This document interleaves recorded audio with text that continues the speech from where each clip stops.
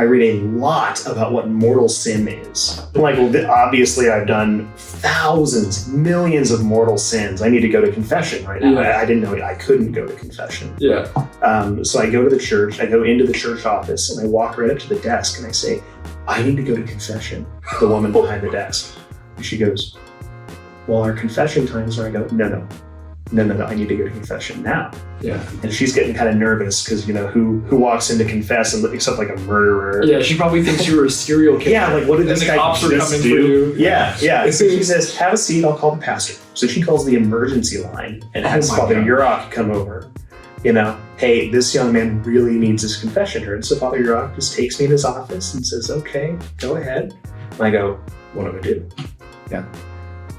Bless me, Father, for I have sinned. This is my first confession. And he goes, stop. Welcome back to the Come Holy Spirit podcast. I am Daniel Ordonez, and guys, I'm not joined with my good friend Tom Wynn today, but I have my second seminarian on. It's actually Jack Wingate. Super excited. He's also a senior at the house, just like Mason, but they are going to different major seminaries. From my understanding, Mason's going to Mundelein in Chicago, and you're going to the Mount. That's true. Wow. How's your week been so far, Jack? It's been just fine. The semester's winding down, so I don't have too much to do. Yeah. So just hanging out, having fun, and waiting for the end. Okay. Some of the seniors have very minimal in-person classes this year, which is kind of crazy. I'm at Newman every day of the week, but you're there, what, 2 days a week, 3 days a week? 3 days a week. Okay. I paid for it last semester. I was really busy, and now I'm not busy at all. So it was bipolar in that way. I do remember that because you were hardly ever at the house during class times. But now, I'll see you here pretty regularly. But it is your last semester, so that is good. I don't know why, but for some reason, I told Jack today, this is the most nervous I've been to record an episode, which I don't understand why. Like, we've had a lot of people on, and it's just like, Jack's just a very holy man. So we're going to see how this goes, and I'm very excited. But yeah, I kind of want to get into start off today, obviously, a little bit about who Jack is, like a little bit of your life, obviously, your conversion story, we'll get into that, a bunch of other things. But I guess kind of starting there, where are you from? Who is Jack? Siblings, parents? Let's start there. Well, I was born in Virginia, moved here when I was very young. I have 2 younger brothers. Yeah, I've lived in Kansas for pretty much the entire part of my life I remember. I don't really remember living anywhere else. So, I grew up on the east side of town. Yeah, and from what I know about you, you did not grow up Catholic like a lot of people we've had. No, that's true. I was baptized a Methodist when I was very young, a baby. Yeah. And then as my parents changed denominations, I grew up a Lutheran because that's, for most of my life, they were Lutheran. So we went to a Lutheran school, a Lutheran church. So that's how I was raised. Okay. I guess being baptized Methodist, you probably don't remember much of that being a baby, but I guess growing up being Lutheran, what was your experience like in the faith with your parents? Like, how involved were you guys? Was there like anything notably that stuck out to you, or I guess how was that? Well, in Protestantism, there's no requirement for Sunday Mass or Sunday services. You should go. Mm-hmm. Everyone knows you should go, but it's kind of like how, as a Catholic, it's good to pray the rosary. Mm-hmm. And like, he prays the rosary every day. He's a good Catholic. But if you don't, you're not like evil. Yeah. You just maybe should. Yeah. If you're a Protestant who doesn't go to church, they just think, well, he could be more involved, but it's okay. So we would go a couple times a month at least, I think. Maybe less frequently if things were busy, more frequently if things were simple. We'd go Saturday nights, and I never really wanted to go, ever. Yeah, makes sense. I wasn't very religious growing up. I mean, my father has always been. And lately they've been more religious. But back then, I didn't consider us a very religious household. Like, we believe in God. But the requirements were pretty low. So we met them. Yeah, that is true. So just like you were a family that went to church when you guys were able to and then believed in God at home. Yeah. My mom and dad would do Bible studies. And so I remember them going to church plenty. It's just, we would, as kids, would either stay home or just... Especially Catholics we have this thing where it's like, oh, it's required, like you said, to go to like Sunday Mass and stuff like that, to talk about all the time, to where I guess in Lutheranism, not so much.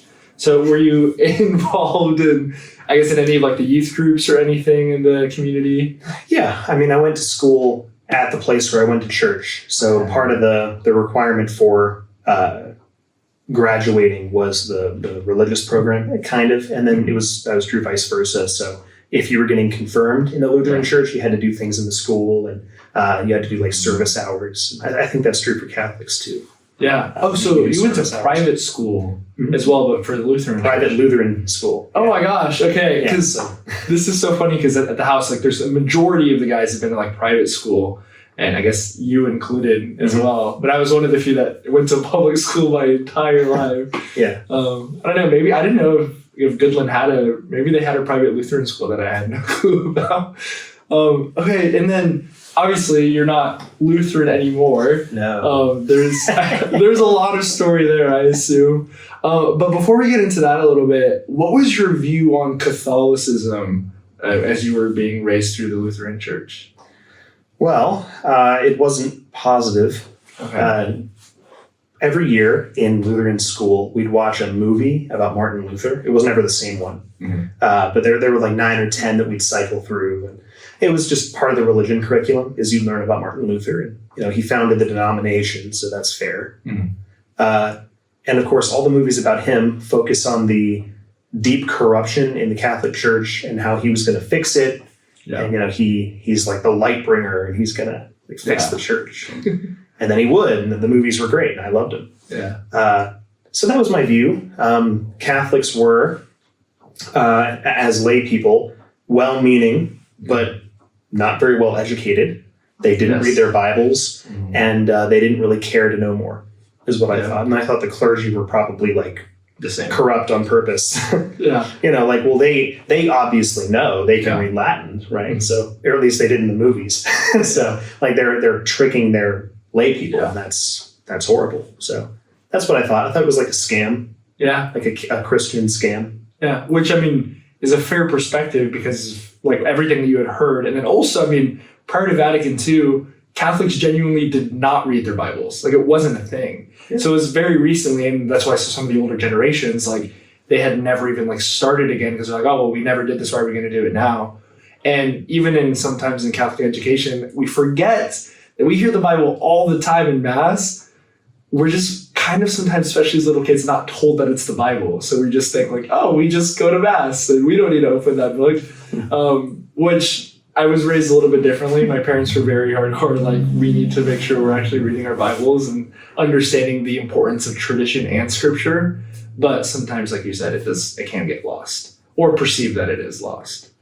So obviously, like I said, now you are no longer Lutheran, you're a Catholic seminarian. What was that conversion story? Like, what all happened to bring you up to this point? Well, I finished private Lutheran school and then went to a private Christian high school, Trinity. They're non-denominational. Yeah. I think it's a great school. I liked being there, but religiously they're very, low church. Mm-hmm. In my senior year at Trinity, we had a class called Cults and Comparative Religions, where the first thing we studied was other kinds of Christianity. So first up was Catholicism. Then we were going to study like other religions and then cults. Mm-hmm. We talked about Catholicism first. My teacher did not do a great job. He said some things that aren't true, or because I don't think he understood very well. Yeah. But he said things like, well, the sacraments are a checklist. You do them all to go to heaven. Oh, look, they contradict. You can't be a religious and a married person. Oh, silly Catholics, not being very educated again. Yeah. Wow. But then he brought in a speaker, Darren Beckham, who's a former seminarian for our diocese. Ooh. And not former in that he's like a bad person. Darren's a great guy. He just turned out. Yeah. And he was not ignorant and was not as one would assume, hopefully. Yeah, so he came in and he was telling us about Catholics, and we were a pretty hostile audience, I think. There were no Catholics in the room. Yeah.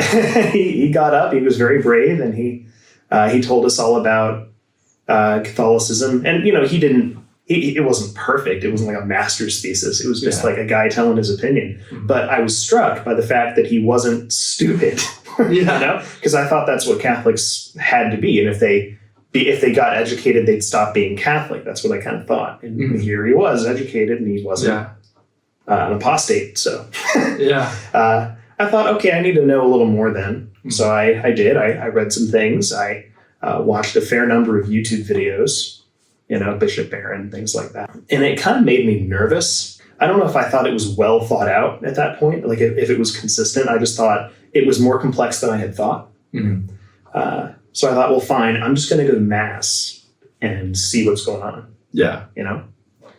So I go to Magdalene. It's right across the street from my high school, like just right across. So I snuck out one day and went. And I sat all the way in the back. I was kind of suspicious, but like a little bit nervous. Yeah. And the liturgy of the word begins, and I thought, oh, I'm in clear. This is the same. Because for Lutherans, they have a lot of liturgy. Yeah. The liturgy of the word in my old Lutheran church and Magdalene was the same. Yeah. So I thought, oh, they are just the corrupted version of Lutherans. You know? Okay. Like, oh, this is nothing. I'm safe. This is the same exact thing. Yeah. I can leave. And then the liturgy of the Eucharist began, and that was pretty different. In my Lutheran church, Holy Cross, communion would take 2 minutes to confect. Yeah. You know, he'd get up, he'd say 1 or 2 prayers, and then we'd come up to process. Yeah. You know? So I wasn't ready for like a 15 to 30 minute prayer. And then I was like, what is he doing? Was this a weekend mass or a weekday mass? Weekend. Oh, okay. So proper Sunday mass. Okay. Yeah. And of course, all the people in the congregation knew all the things to say, and I didn't. Yeah. We had screens at Holy Cross. You could read them. There were no screens in this building. I didn't know what to read off, and I didn't know what to say. And it seemed kind of like cultish, like they're doing this chant that I don't know the words to. But then I remember the moment that my experience was changed when the priest held up the host and said, "Behold the Lamb of God. Behold him who takes away the sins of the world." And in that moment, it was obvious to me that that was Jesus. Wow. Just obvious. It was the clearest thing in the world. I had never seen anything more real. It was kind of like when you're standing in line behind a set of strangers, like to say to get coffee, and suddenly you recognize the guy in front of you. Suddenly you see not just like the obstacle that was there before, a guy in line. It's like, oh, I know this guy. I know all the memories we've had. I know the relationship we've had. Boom, it's all there in a moment. That's kind of what it was seeing the Eucharist. Yeah. It was like, oh, wow. Ooh, I'm wrong. And I kind of thought, well, I give up. That is the realest thing I've ever seen in my life, and I'm a Catholic now.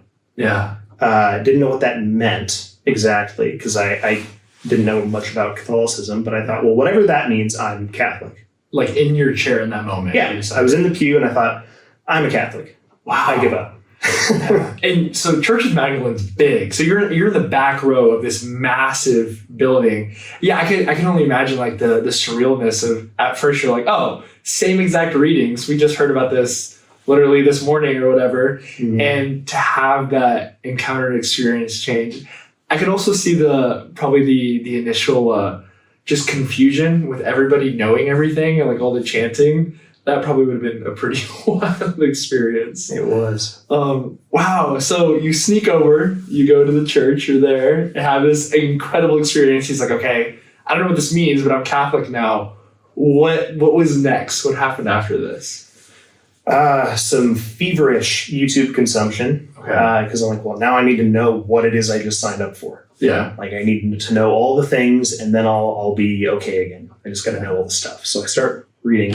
I read a lot about what mortal sin is. Which is not the first thing you want to read when you decide you're Catholic. You're just like, I need to know everything about mortal sin. It's like when you go on WebMD and I was convinced that I was destined for hell. Oh, no. Like, well, obviously I've done thousands, millions of mortal sins. I need to go to confession right now. I didn't know I couldn't go to confession. Yeah. So I go to the church, I go into the church office, and I walk right up to the desk and I say, I need to go to confession. The woman behind the desk. She goes, well, our confession times are. I go, no, I need to go to confession now. Yeah. And she's getting kind of nervous because, who walks in to confess except like a murderer? Yeah, she probably thinks you were a serial killer. Yeah, like what did this guy just do? Yeah. So she says, have a seat, I'll call the pastor. So she calls the emergency line and has Father Urok come over. Hey, this young man really needs his confession heard. So Father Urok just takes me in his office and says, okay, go ahead. And I go, what do I do? Yeah. Bless me, Father, for I have sinned. This is my first confession. And he goes, stop. What do you mean? So we talk through that. And when he realizes I'm not confirmed or anything, he says, wait here a second. He's going to go back to his day off, right? Yeah. Because I'm not dying. I'm not going to be murdered. This is just a regular pastoral thing. So he calls in Sister Connie, who's the nun that was there. He's like, you can have a conversation with this young man. So I talked to Sister Connie forever, like a couple hours. And she signs me up for OCIA and gives me a hug and says, it's going to be fine. You don't need to go to confession right now. Yeah. Just, study a little more and I'll see you soon. And that was fine. Wow. I can only imagine. So Father John Urok is actually my spiritual director now. He's the Vicar General of the diocese. He's a very big deal in the diocese right now. But I could just imagine, because I've spoken with him multiple times, and just his reaction to you coming in, and he's just thinking like, did this guy kill somebody? Like, is he about to like blow something up? Like, what is going on? Walks in and you're just like, yeah, it's my first confession. What am I supposed to do? And you said that, bless me, Father, for I've sinned. It's my first. So this was from the videos then? Yeah. Oh my gosh. So you like researched exactly what you're supposed to do almost. Yeah. Oh my goodness. Well, I thought, if I'm going to go to confession, I got to know what it is. I Googled, how do you confess? And it was like, step 1, step 2. And I'd seen movies where like Catholics have been there. There's lots of confession scenes in movies. I thought, it'll be just like that. Yeah. I'll say the words. And then he'll do his thing. He'll do whatever it is they do. And it'll be fine. Wow. Bless Sister Connie's heart, though, having that whole conversation with you. So now you're in OCIA, and then at the time, obviously, so you're in OCIA. Was it uncomfortable having to go through, yes, the relearning of like a faith, right? Like obviously you knew all your stuff from Lutheranism, but was it uncomfortable, or was it like, this is exactly what I wanted to do? Nobody wants to convert. Yeah. Is I think what I'd have to say. I think people pretend like, oh, wouldn't it be great to have conversion graces? And that's true, but it really puts you in a weird situation where you think, not only have I been wrong my entire life, but my parents are wrong. Everyone I've ever known is wrong. Yeah. To what degree does that affect their salvation? I don't know yet. Yeah. Right? So it's super uncomfortable. I can't probably be a member of my old church again. I got to leave that parish and I got to like not really be involved because they're not going to be welcome. I got to find a new community. So it's really uncomfy converting. Yeah. So it's, it's like, was I happy to be there? Yeah. It was great. I really believed it was true, Catholicism. But man, it would have been nice to have grown up Catholic. Yeah. Why do you say that? To have grown up in a parish, in a community, and, have people, I've had to really like force getting involved at Magdalene. And they've been very kind to me. They've been very nice. They've invited me into things. And I know a fair number of people there now, but had I grown up there, I would have known more. Yeah. I would have fit in more cleanly. Yeah. So that it makes a lot of sense because I guess from my experience with a lot of seminaries at the house, they grew up Catholic, except a few. And like they have very deep roots in their communities and cultures, or like the priest has known them since they were 4 years old. And Aunt Susan has been making them breakfast on a Sunday morning since they were 7 or whatever. And like they've had these communities. So I guess I never really saw it like that. And I guess what really helped like bring you through that? Like obviously that's the OCIA program, I assume, but like what were some of the things that kind of helped you along the way in that conversion? A generous outpouring of grace. I know that sounds pious, but man, there is a lot of grace as soon as you convert. And that is wise for Jesus, because I would have become very discouraged. Yeah. I didn't know anyone. I had to learn these things. And like the actual OCIA classes are not aimed at young men who are willing to do hours of research. Yeah. You know, they're aimed at a young man who's dating a Catholic woman and doesn't know the Our Father. Like that's what they're for. Yeah. You know? They're aimed at people who want to become Catholic but aren't like sure. Yeah, I was sure, and I was willing to do like anything to be a Catholic. Yeah. So I would show up, and the lesson would be why we think Mary is immaculately conceived. And it would be a very like low stress class. I'm like, no, I want a lecture. Come on. Like I want to know. Yeah. So I was pretty discouraged by it, but I was encouraged by just how much grace God was giving me. Like holy hours became super easy immediately. Yeah. Right? Like easier than they've ever been in my whole life. Mm-hmm. I started praying the rosary like it was nothing. Mm-hmm. I'm not as good at it anymore. Like there were graces I had in those first months that made prayer super easy. Yeah. And just pulled me right into Catholicism.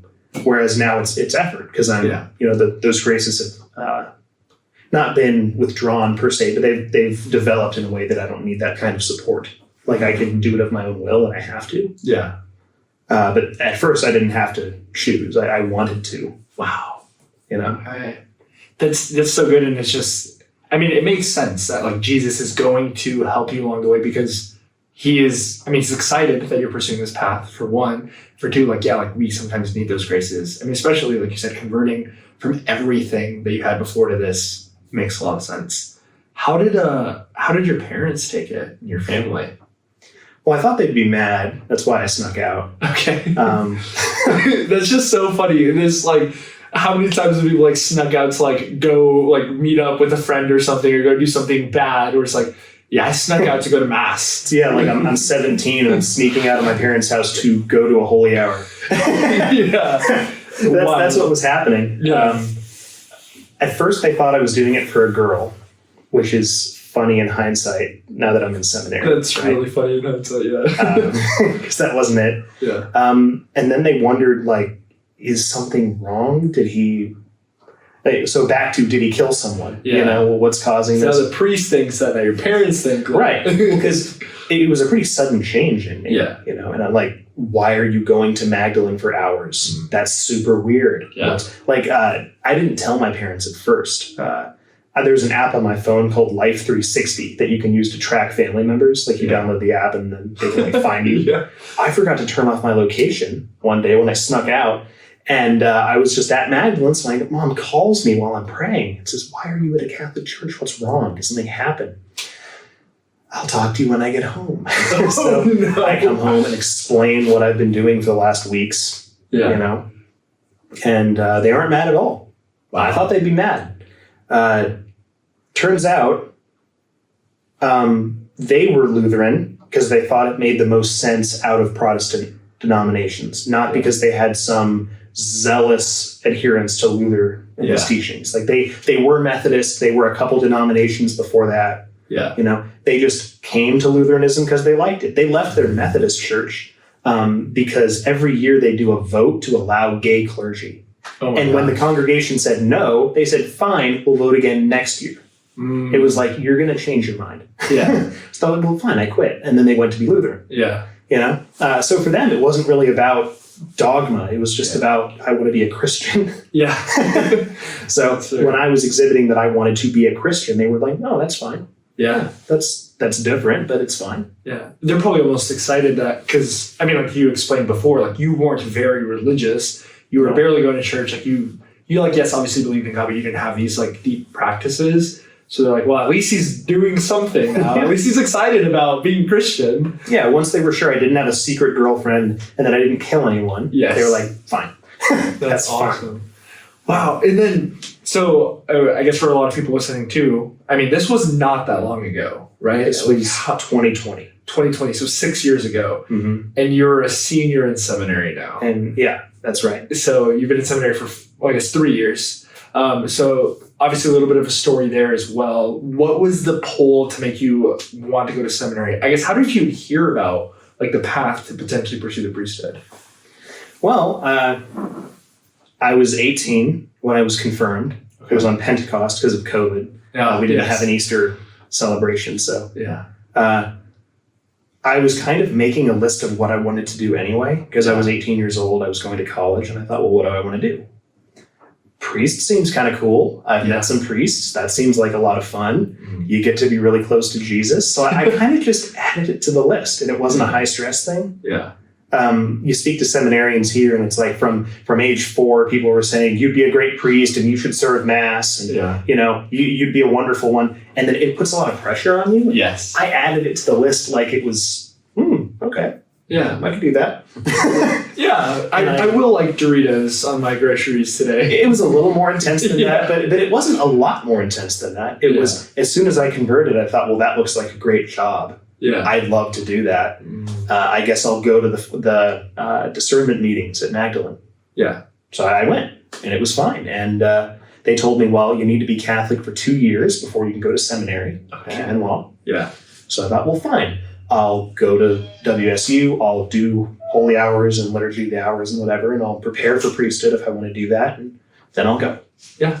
And so I did. Wow. So you went to these meetings, and they were like, okay, 2 years. That's obviously, yes, like you said, canon law. Mm-hmm. So you just were just going through the steps, and then eventually the 2 years hit, and you're like, oh, I still want to do this. Yeah, I was like, do I still want to do this? Yes, I do. And beyond that, like as I was praying with that thought for a few years, it was, well, why this as opposed to something else? I could be religious and not a priest. Yeah. I really like the idea of being a co-worker with Jesus, that we would share that task. Yes. I really enjoy. I also like the idea that none of that work is in vain.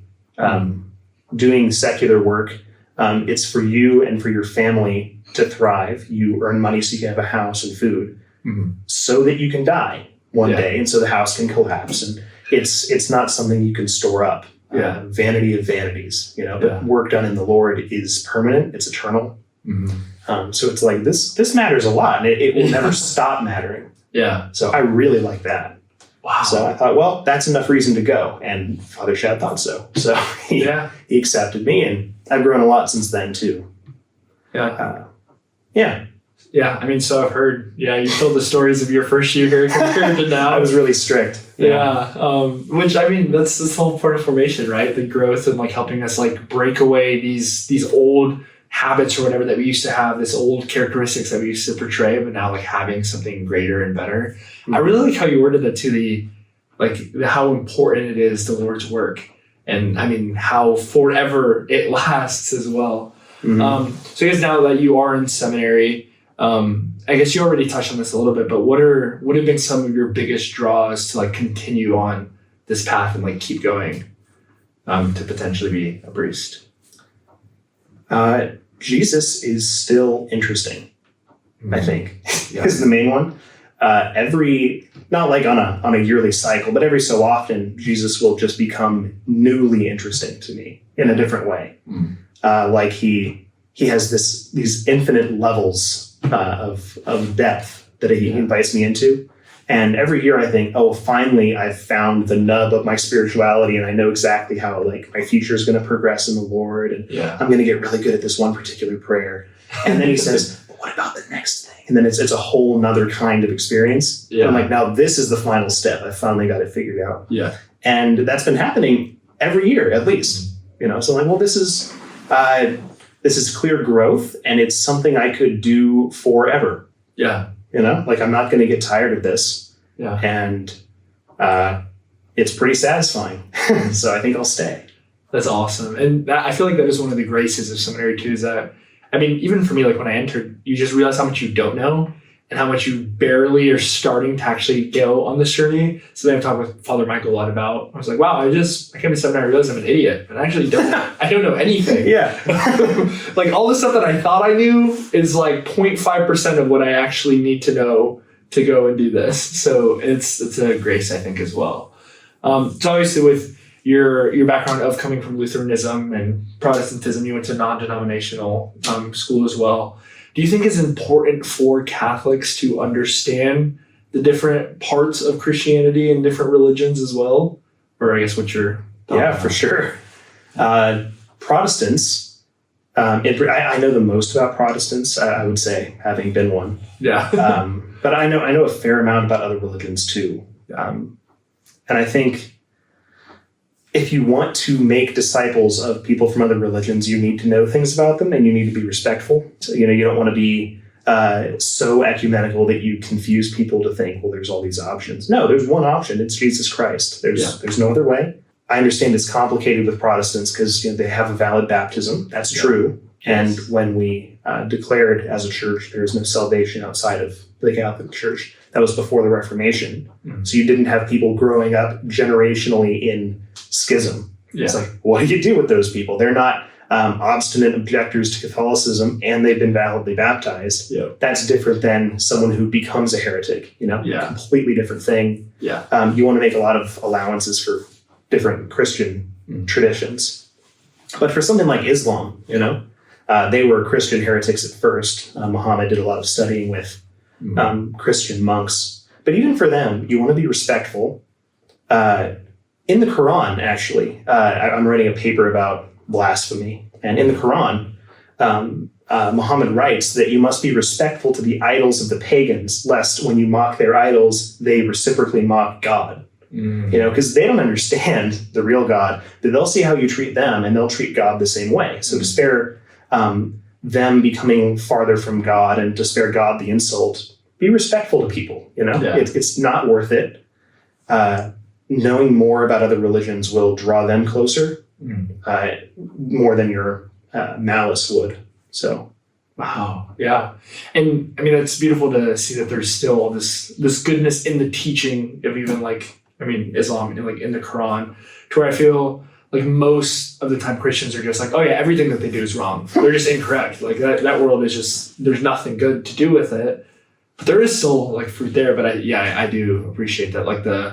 The understanding that, hey, if you actually know more about somebody's faith, they're actually probably more likely to convert over to the trueness rather than us just condemning them all the time. I'll ask about this because I heard you talking about it the other day. There's this thing called Muslim mystics that you guys are talking about in your drinks and thinks. There's a little group that Jack has started in his room. We're allowed to have wine and beer on Fridays and Saturdays. And I believe it's Saturday. Or is it Friday? Saturday. Yeah, Saturday night, he has this thing called Drinks and Thinks in his room where the guys will go in there and they'll have some wine and they'll talk about, the faith, I assume. I haven't gone to one yet. Maybe I should. But it's more about philosophy, I think, and other interesting thoughts. We just think big thoughts and drink wine, and it's fun. It's great.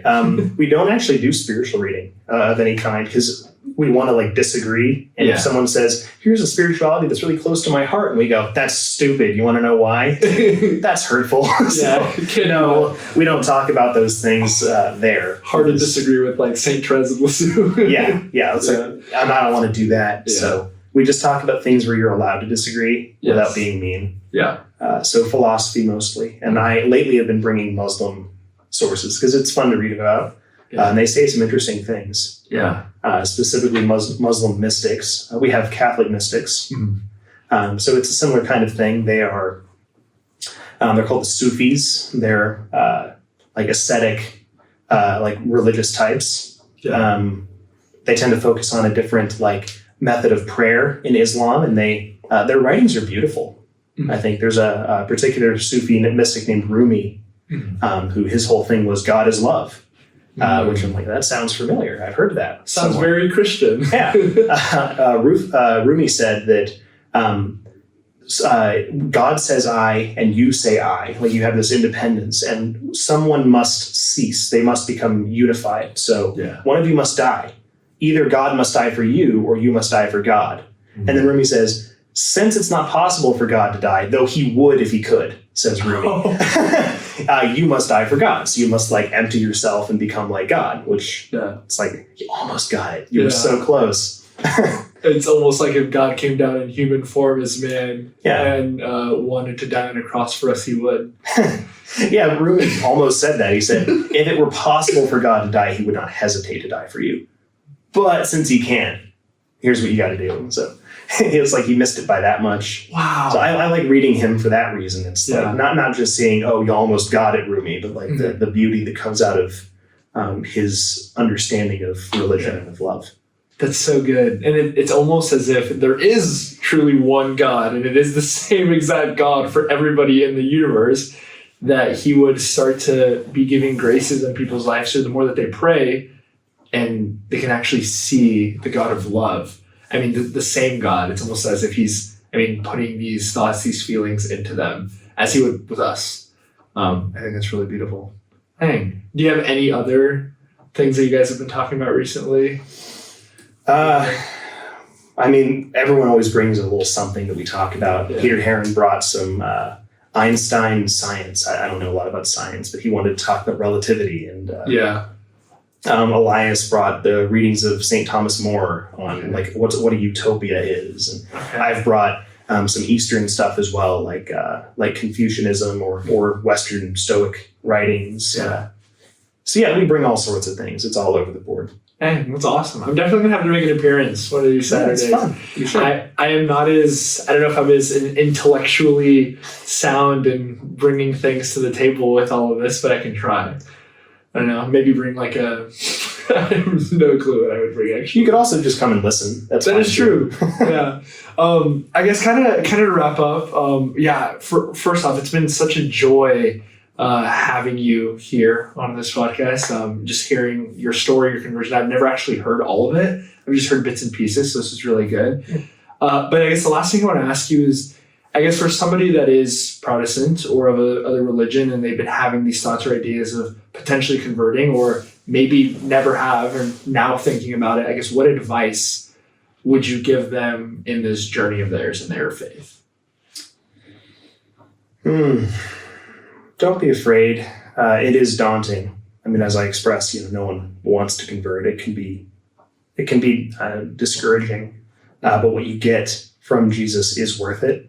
More than like you work out even though you'd be sore. You invest even though you don't get to have that money now. Like people put aside things in the short term all the time for the long term. Yeah. And the peace and the joy that Jesus Christ gives is worth far more than the discomfort of losing community, even as horrible as that is. Yeah. And often I think you'd be surprised how well people will take conversion. Even some of my friends who are pretty dogmatic, have come around. My brothers who are both involved in Lutheran ministry, actually, they like to give me a hard time and I give them a hard time, but at the end of the day, we're brothers, and they're not gonna cut me out just because I became Catholic. And so no, it's not going to be as bad as you think, and you have a lot to gain. Yeah, I like that. I especially like that it's worth it. It's an important thing to remember. And not easy thing to do. I could assume I can't relate in the sense that I grew up Catholic. I did have a mini conversion. Went to non-dom for a little bit, but never stopped going to mass. But yeah, that is big, and it's very brave too. But I know the church is really glad to have you. Maybe one day you'll be in your collar and clerics for family dinner, and it'll be soon. It'll be a great thing. 4 years left, 3 years left until you'd be ordained a deacon, God willing. That's true. I mean, in this diocese, it's common for guys to wear clerics even after they're done with college seminary. So, wow. That's 3 weeks away from me. I'll start wearing clerics. That is true. So. Yeah, here in 3 weeks, we're going to get our little jump scare with Jack walking around in his clerics and collar. Won't that be fun? Yeah, I'm ready for it, I think. Actually, I don't think I am, but I will be when the day comes. I hope you're ready for it too, though. I can't see myself most of the time, so it won't really. That is true. I won't think about it. Well, Jack, again, I'm so excited that you were able to come on, and it's been such a joy. Very honored to have you on as well, and just to hear your story and where you've come from. But yeah, it'll be good, and I'm excited to see where you go from here as well. Thanks. So. With that, this is the Come Holy Spirit podcast. I'm always praying for you, and Tom is always praying for you as well, even though he's not on. And we just ask that you pray for us as well, especially, Jack and I in our continued discernment for this vocation of priesthood. Prayers make a lot more difference than you guys realize. Thank you guys for listening.